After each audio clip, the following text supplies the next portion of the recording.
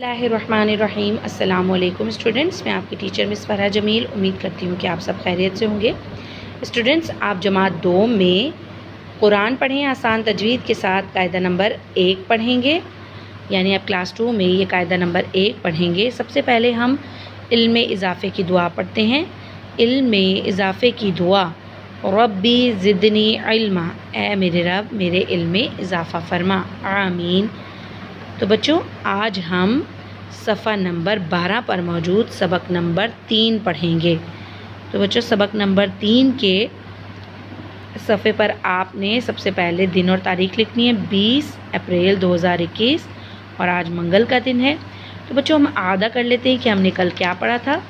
बच्चों, हमने कल स ज़ ज़ौ की अशकाल पढ़ी थी। ये स की इब्तिदाई मुकम्मल शक्ल, इब्तिदाई शक्ल, दरमियानी शक्ल और आखिरी शक्ल है। ये ज़ की मुकम्मल शक्ल, इब्तिदाई शक्ल जो कि बिल्कुल सेम है, और दरमियानी शक्ल और आखिरी शक्ल है जो कि बिल्कुल सेम है। इसी तरह ये ज़ौ की मुकम्मल शक्ल, इब्तिदाई शक्ल जो कि बिल्कुल सेम है, और दरमियानी शक्ल और आखिरी शक्ल जो कि बिल्कुल सेम है, ये पढ़ी थी। और इसके अलावा मैंने आपको होमवर्क दिया था। आपने सरगर्मी नंबर 2 में स ज़ ज़ौ के कोई भी हर्फ, यहाँ पर कोई भी शक्ल इस्तेमाल की गई है इन तमाम अल्फाज में, तो आपने उसके गिर्द दायरा लगाना था। तो बच्चों, आज हम सफ़ा नंबर 12 पर मौजूद सबक नंबर 3 पढ़ेंगे। त द तो, त द तो। बच्चों, ये हर्फ ता है, इसे ता कहते हैं, इसका नाम ता है। और ज़बर के साथ इसकी आवाज़ ता, ज़ेर के साथ इसकी आवाज़ ती, और पेश के साथ इसकी आवाज़ तू पढ़ी जाती है। और इसका मखरज क्या है?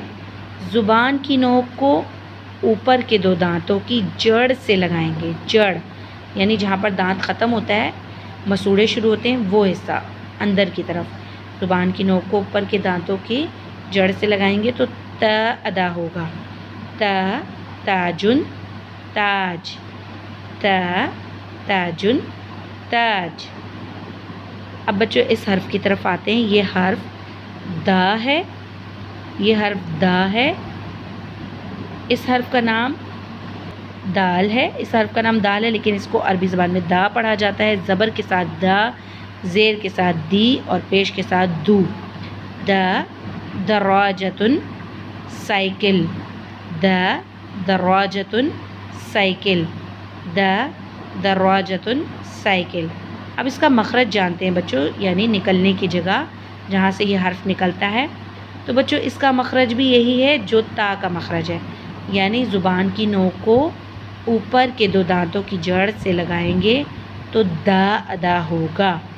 त द, दोनों का मखरज सेम है। अब बच्चों, हम तौ की तरफ जाते हैं। तो बच्चों, इस हर्फ का नाम तौ है, और इसको ज़बर के साथ पौ, ज़ेर के साथ तुई, और पेश के साथ थू पढ़ा जाता है। ये इनकी आवाज़ें हैं। ज़बर के साथ आवाज़ तौ, ज़ेर के साथ तुई, और पेश के साथ थू है।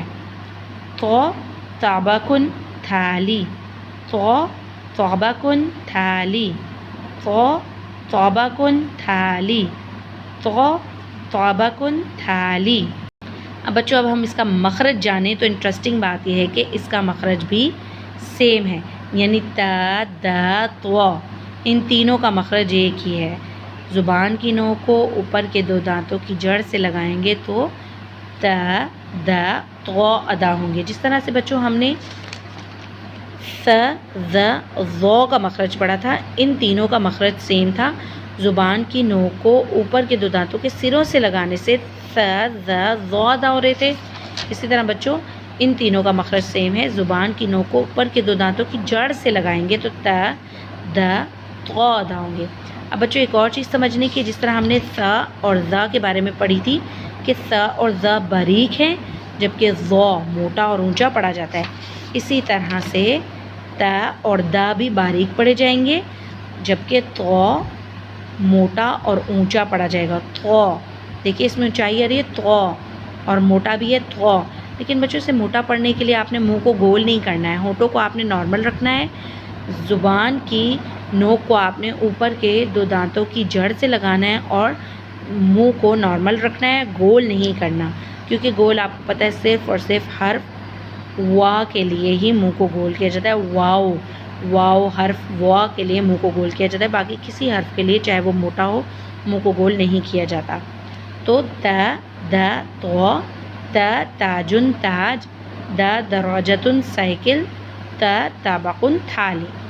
तो बच्चों इसे आपने याद रखना है। अपना बहुत ख्याल रखिएगा। अल्लाह हाफिज़।